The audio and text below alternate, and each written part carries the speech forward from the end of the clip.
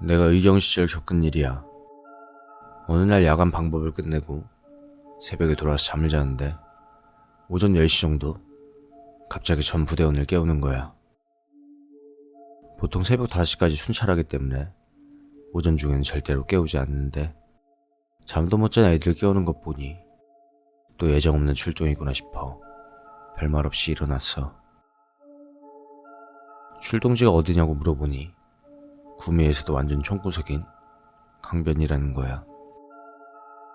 사실 그런 곳에서는 집회가 일어날 일이 없으니까 이상하다 생각하긴 했지만 일단은 출동했어.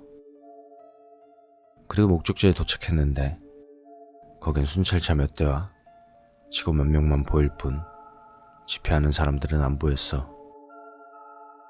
그리고 집회가 있으면 보통 보호대를 착용하는데 그것마저도 없더라고. 뭔가 느낌이 이상했어. 전원 하차하라고 해서 우리 모두 하차하니까 중대장이 갑자기 찾아! 이렇게 말을 하는 거야. 뭘 찾으라는 건지도 모르고 그냥 찾았어. 보물찾기라도 하는 거 아니냐며 고참들은 낄낄 웃기까지 했어. 근데 내가 찾던 곳의 완전 반대편에서 야, 들 것 가져와! 이러는 소리가 들렸어. 뭔지는 모르겠지만 이제는 가서 잘 수 있겠다는 생각을 하면서도 뭘 찾은 건지 궁금하긴 했지만 들 것이라면 뭐 사람이 빠죽겠거니 뭐 그런 생각을 했어. 그런데 들 것에 위쪽은 덮여있어 못 봤지만 아래쪽으로 늘어떨어진 긴 머리카락에는 물기가 하나도 없는 거야. 그냥 벌써 물이 다 말랐나? 그렇게 생각하고 지나쳤어. 그리고 그날 밤 난 하나의 악몽을 꿨어. 우리 부대엔 2층 침대를 길게 연결해놓고 1층과 2층에서 생활을 했거든. 보통 야간 고참들은 이동 20도로 1층을 쓰거든. 내 침대가 1층이어서 똑바로 누워서 자고 있는데 내 바로 위 침대랑 그 옆 침대의 작은 틈 사이로 처음 보는 여자 머리가 날 쳐다보고 있는 거야. 난 무서워져서 눈을 질끈 감고 속으로 사라지라고 수백 번을 외쳤어. 그리고 슬쩍 눈을 떴는데 내 얼굴에 삼킬 듯한 큰 입만 가지고 있는 그 얼굴이 긴 머리를 늘어뜨리고 내 눈 바로 앞에서 절규하고 있는 거야. 난 너무 놀라서 소리를 지르고 나니 잠에서 깨어났어. 사실 그 들것을 봤을 때 살아있는지 아닌지도 몰랐고 시체를 직접 본 것도 아니고 단순히 머리카락만 본 거라서 그 일은 그냥 쉽게 잊혀졌어. 악몽 같은 건 원래 길게 기억하진 않잖아. 그래서 나도 그 일만 아니었다면 까맣게 잊었을 거야. 그리고 몇 주쯤 지났을 때 우린 다시 그 장소로 출동하게 되었어. 그 장소에서 죽은 그 여자를 죽인 용의자의 현장 검증이 시작되려는 참이었지. 그때 군생활 처음이자 마지막으로 현장 검증이라는 걸 내 눈앞에서 보게 되었어. 우리가 하는 일은 유가족들이 용의자를 죽이지 못하게 그렇게 하는 것이었지. 유가족들은 용의자를 보며 죽이겠다며 화를 내며 오해하고 있었고 용의자로 보이는 아저씨는 마스크를 쓰고 묵묵히 마네킹에 입혀진 스타킹을 벗기서 마네킹의 목을 조르고 있었어. 영화에서 보면 그 순간 막 살인자의 눈빛이 보인다며 뭐 그런 말들 하잖아. 모두가 그런 것 같진 않았어. 적어도 내가 보기엔 그 아저씨의 눈빛은 후회와 속죄의 눈빛이었어. 나중에 알고 보니까 그 아저씨는 운수업으로 어렵게 생계를 꾸려가는 사람이었는데 대학생이었던 여자와 운전 중 사소한 시비가 붙어서 충동적으로 살해를 저질렀다는 거야. 정말 평범한 사람으로 보였는데 말이야. 그때 생각했어. 살인자는 멀리 있는 게 아니라 자신의 가장 가까이서 자신을 가장 미워하는 사람이라는 걸.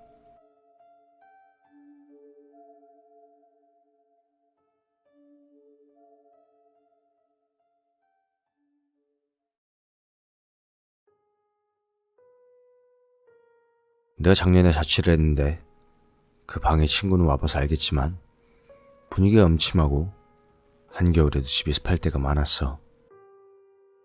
뭔가 기분 나쁜 느낌의 그런 방이었지. 근데 그 중에서도 가장 기운이 안 좋은 곳이 컴퓨터 책상이었어. 그 책상도 내가 새로 산 책상이었고 컴퓨터는 원래 살던 집에서 가져온 곳이었는데 이상하게 그 방에 놔두니까 그쪽만 기운이 안 좋더라고. 그런데 기운이 좀 안 좋다는 느낌만 들 뿐 그렇게 특별한 점은 없었기 때문에 그냥저냥 살고 있었어. 그런데 그렇게 산지 한 3-4달쯤 후였나? 늦은 봄비라기엔 굉장히 많은 양의 비가 내리던 날이었어. 잠자리에 들기 전까지는 맑은 하늘이었기 때문에 그날도 아무렇지 않게 잠자리에 들었어. 그런데 한밤중에 갑자기 비가 많이 내려서 그 빗소리에 깬 거야. 너무나도 늦은 밤이었지만 꽤 많은 양의 비가 내리는 것 같아서 귀찮지만 창문을 닫고 다시 자려고 일어나는 순간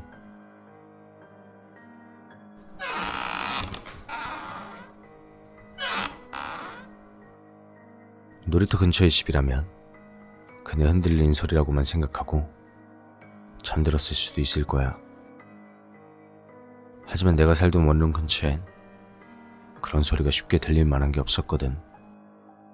게다가 그 소리는 내 귓가에서 들리는 것 마냥 가까이서 들렸어. 비가 쏟아지는 소리에 그 소리가 섞여서 들리니까 가위 눌린 것도 아닌데 일어날 수가 없는 거야. 그리고 너무 무섭기도 해서 이불 속에서 떨다가 결국엔 다시 잠들었어. 다음날 창문을 닫지 않아 베란다로 들어온 빗물을 보며 정말 내가 한심하다는 생각이 들더라고. 뭐 그렇잖아. 무슨 귀신이 나온 것도 아니고 가위에 눌린 것도 아닌데 그냥 소리에 무서워서 그랬다는 사실이 엄청나게 부끄럽더라고. 그래서 습관대로 컴퓨터를 켜려고 하는데 컴퓨터 본체 앞에 긴 머리카락이 3-4가닥 떨어져 있는 거야. 난 여자친구도 없었고 집에 여자라고는 들어온 적이 없는데 여자 머리카락이 있을 수가 없잖아. 한참을 그 머리카락을 바라보고 멍하니 서 있다가 정신을 차리고 조심스럽게 머리카락을 치우고 컴퓨터를 켰어. 막상 게임을 하고 있으니까 더 이상 무서운 생각은 들지 않더라고. 그런데 갑자기 게임 소리가 나지 않는 거야. 컴퓨터가 또 고장났나 해서 스피커를 봤지만 스피커는 멀쩡했어.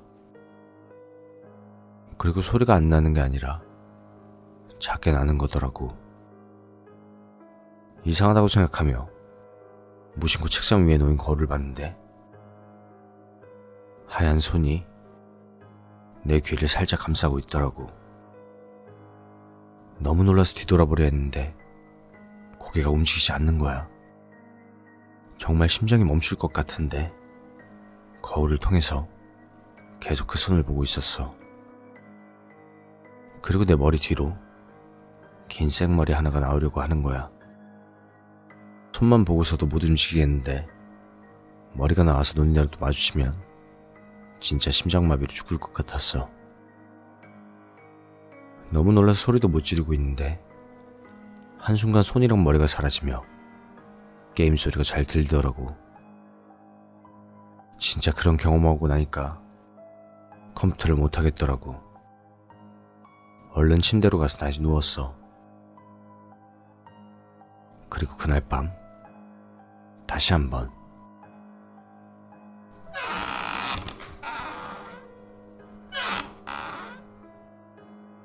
기분 나쁜 소리가 들려오기 시작한 거야. 무서워서 이불을 머리끝까지 덮으려는데 가위에 눌린 건지 꼼짝도 못하겠더라고. 가위에서 깨어나기 위해서 온갖 애를 쓰다가 눈이 떠졌는데 침대 맞은편 컴퓨터 책상 의자에 어떤 여자가 자기 머리를 뜯으면서 앉아서 의자를 왼쪽, 오른쪽으로 돌리고 있었어. 그 여자는 약간 미친 것 같이 웃으면서 몸을 좌우로 왔다 갔다 했는데 눈은 날 향해서 고정이 되어 있더라고. 너무 무서워서 한동안 밤낮을 바꿔 자다 결국 안 돼가지고 그 집을 나왔어. 다른 사람 구할 때까지도 한시도 있을 수가 없었어. 위약금을 주고 나올 정도로 끔찍했던 경험이야.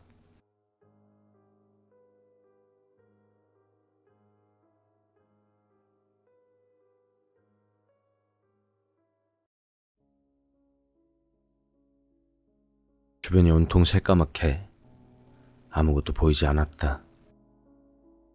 큰 길을 벗어나 새길을 조금 타고 가면 나오게 된 드라이브 코스에는 희미한 가로등과 자동차의 헤드라이트만 보일 뿐 완전한 어둠이었다. 평소 A는 산동네 절벽과 맞붙어 있는 바닷소리를 듣는 것을 좋아해서 창문을 열어놓고 드라이브를 즐겼지만 오늘은 왠지 으스스한 기분이 들어 창문을 닫았다. 왠지 뒷좌석에서 자꾸 인기척이 느껴져 룸미러를 흘끗흘끗거렸지만 보이는 건 어둠뿐이었다. 이제 곧 드라이브 코스의 하이라이트인 커브 코스가 나온다. 거리가 멀다 하고 바뀌는 커브와 가파른 경사 때문에 자칫 방심하면 가드레일을 뚫고 절벽으로 떨어질 수 있는 고난이도의 코스였다. A는 속도를 줄이고 어둠 속에서 잘 보이는 노란색 표지판을 따라 첫 번째 커브로 진입했다. 엑셀에서 바를 때도 가속이 붙어 A는 브레이크를 밟아 속도의 균형을 맞췄다. 여전히 표지판이 지시하는 속도보단 빨랐지만 그 속도로 달린다면 드라이브를 하는 의미가 없었다. A는 브레이크에서 발을 붙였다 댔다 하며 자신이 원하는 속도로 산길을 내달렸다. 핸들을 요리조리 꺾어 충돌을 피할 때마다 묘한 쾌감이 그의 잡생각을 모조리 날려주었다.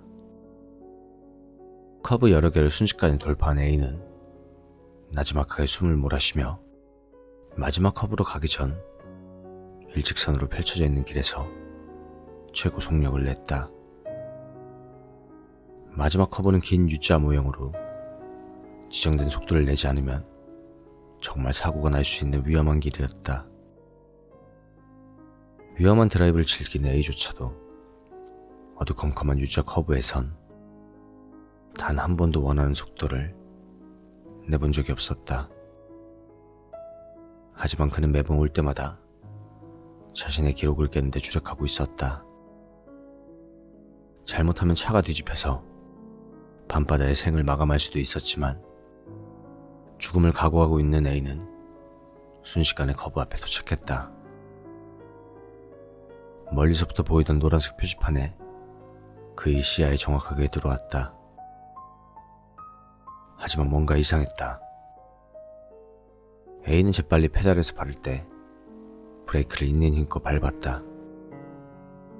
고요한 밤, 산속의 차가 급정거하는 소리가 울려 퍼졌다. A는 앞유리를 통해 보이는 표지판에서 눈을 뗄 수가 없었다. 표지판은 자신이 알고 있던 길과는 다른 방향을 가리키고 있었다. 그 방향은 정확히 낭떠러지 쪽을 향하고 있었다. 그는 혹시나 하는 마음에 표지판을 천천히 살펴보았다. 그리고 잠시 후 재빨리 가속을 낸 A는 표지판과는 반대 방향으로 차를 몰아서 커브길로 사라졌다. 그리고 커브길에선 차 한 대가 뒤집혀 구르는 소리가 산속에 울려 퍼졌다. 곧이어 다시 고요함이 찾아왔다.